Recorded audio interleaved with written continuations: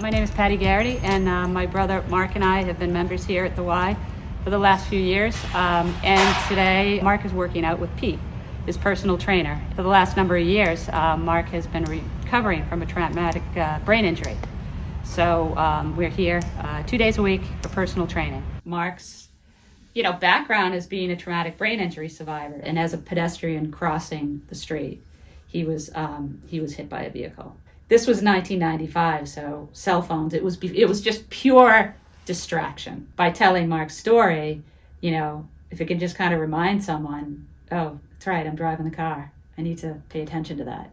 He had an emergency brain surgery, a subdural hematoma from being thrown, and his head hit the pavement. He was in the hospital for 13 months, and it was 3 months before he woke up. And then upon waking up, Mark had a pre-diagnosis of, being developmentally challenged. One time his formal PT, and after 4 years, stopped. They mentioned the gym, which back then I thought, what? How are we going to do this? We have been at some different gyms. We've been at it for now 27 years, but it was really coming here that I really saw a lot of things really open up for Mark. Just a real great feeling of inclusion and, getting him standing. That was huge for me. Those parallel bars, I'm like, he can't forget.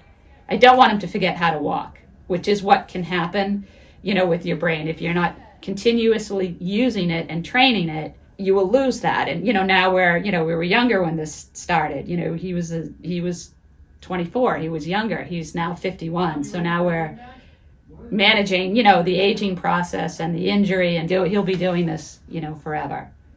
Getting a personal trainer for Mark. Who are we going to get matched up with? How is this going to, work? And we were introduced to Pete, and it's really been a great, pairing, because Pete's got a lot of patience. They click, which is really important. What's really nice for me is that I know Mark anticipates it.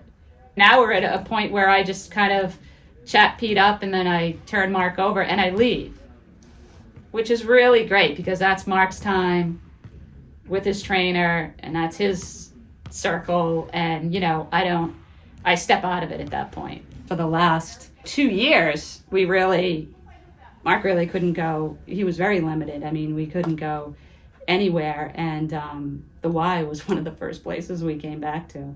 So it really became even more of a special place through the last 2 years, through the whole COVID thing, and now we're back on a regular basis. So when I, see him now, and he's off with Pete, and he's doing his routine, and he's working out, and he's strong, there's a part of in my mind that will go back to where I worried, and what will his life be like? Will he ever be happy again? Will he ever, live a real life up to his full potential? And he's doing it right now.